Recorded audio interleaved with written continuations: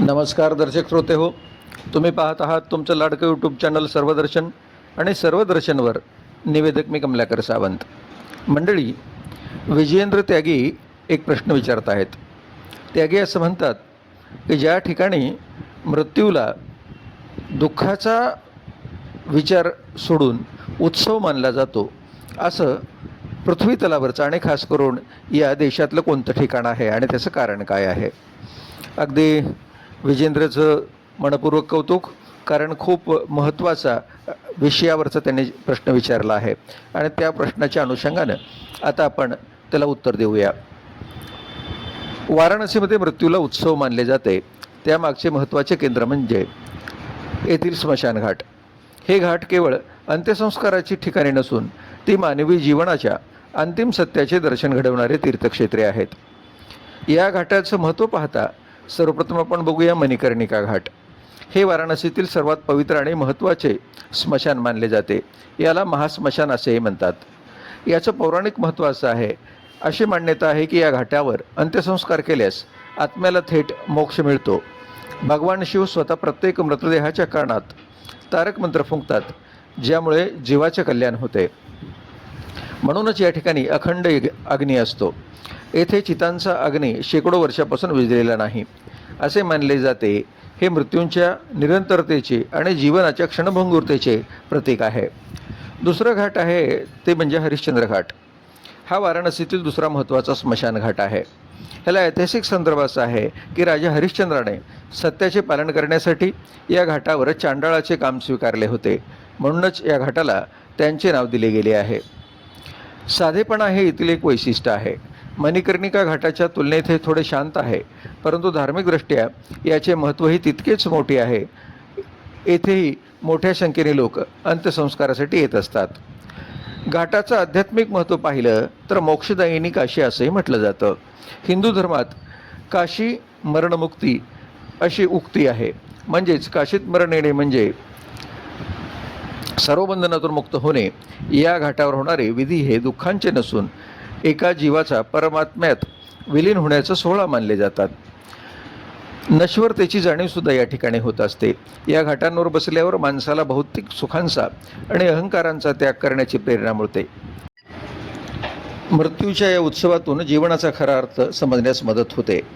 सांस्कृतिक वारशाचा जर विचार केला तर मृत्यूला इतक्या सहजतेने आणि धार्मिक विधींनी स्वीकारण्याची पद्धत केवळ वाराणसीच्या घाटांवरच पाहायला मिळते, जी भारतीय संस्कृतीच्या प्रगल्भतेचे दर्शन घडवते. थोडक्यात हे घाट मृत्यूला एका भीतीदायक घटनेपासून बदलून त्याला मुक्तीच्या उत्सवात रूपांतरित करतात, जिथे दुःख नाही तर केवळ शाश्वत शांतता आहे. तुम्ही वाराणसीत असाल तर या ठिकाणांना नेमकी भेट द्या आणि तिथल्या वातावरणाचा अनुभव घ्या. त्यासाठी तुम्ही मणिकर्णिका घाटावर जाऊ शकता, हरिश्चंद्र घाटावर जाऊ शकता, दशाश्वमेघ घाटावर सुद्धा जाऊ शकता. आणि महत्त्वाची गोष्ट आहे, येथे होणारी गंगा आरती या आयुष्यात एकदा तरी पाहावी अशी असते. गंगा आरतीच्या निमित्तानं हजारो लोक त्या ठिकाणी येतात. हे लोक ज्यावेळेला गंगेची प्रार्थना करणाऱ्या इथल्या पुजाऱ्यांच्या माध्यमातून एक नवीन अशी प्रथा जी अनेक वर्षापासून अखंड टिकून आहे ती बघता येते. जेणेकरून पाणी निव्वळ जीवनाचा एक भाग नाही, पाणी म्हणजे फक्त जीवनच नाही, तर पाणी माणसाच्या जीवनाला सर्वांगानं अत्यंत महत्त्वाचं आहे. हेच सांगण्यासाठी आणि महादेवाच्या जटेतून निघालेली गंगा देशातल्या महत्त्वपूर्ण अनेक घटनांची साक्षीदार आहे. अनेक ठिकाणी तो भाग सुजलाम सुफलाम करण्यामध्ये तिचा मोठा वाटा आहे. आणि अशा गंगेचे उपकार फेडणं तर शक्य नाहीच, म्हणून दररोजच्या संध्याकाळी कायम स्वरूपामध्ये गंगा घाटावर आरती होत असते. या आरतीच्या माध्यमातून शेकडो लोकांना पाण्याचं, जीवनाचं, जगण्याचं, गंगेचं, शिवाचं आणि वाराणसीतल्या खऱ्या अर्थानं काशी विश्वेश्वराचं दर्शन होत असतं.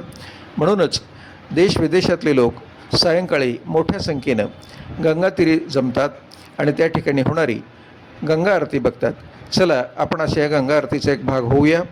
आणि लक्षात ठेवण्यासारखी गोष्ट आहे की ज्या ठिकाणी आता आपण माहिती ऐकली त्या काशीला एकदा तरी भेट देणं हे आपल्या जीवनातला आनंदाचा क्षण असू शकतो, अध्यात्माचा भाग असू शकतो आणि जीवनाकडे बघण्याचा आपला दृष्टिकोन अधिक प्रगल्भ झाल्याचा सुद्धा एक भाग म्हणून आपण त्याला स्वीकारू शकतो.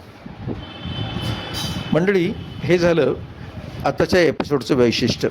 जर आपण अद्यापपर्यंत सर्वदर्शन या यूट्यूब चॅनलला सबस्क्राईब केले नसेल तर आताच तुम्हाला विनंती आहे की चर्चा तुमची आमची यासारख्या विशेष सदरामध्ये तुमच्या मनातला प्रत्येक प्रश्न विचारून त्याचं उत्तर शोधून घेण्यासाठी कृपया तुम्ही SARV DARSHAN सर्वदर्शन असं यूट्यूब विंडोवर टाईप करा. निळ्या गोलमध्ये सर्वदर्शन यूट्यूब चॅनल हा सिम्बॉल दिसला की लगेच त्याला सबस्क्राईब करा. येणारे 700-800 व्हिडिओ पहा आणि त्या व्हिडिओच्या माध्यमातून तुम्हाला जेवढे व्हिडिओ आवडतील तेवढ्याला लाईक करा आणि शेअरसुद्धा करा. चला तर मंडळी, पुन्हा एकदा तुमचे धन्यवाद.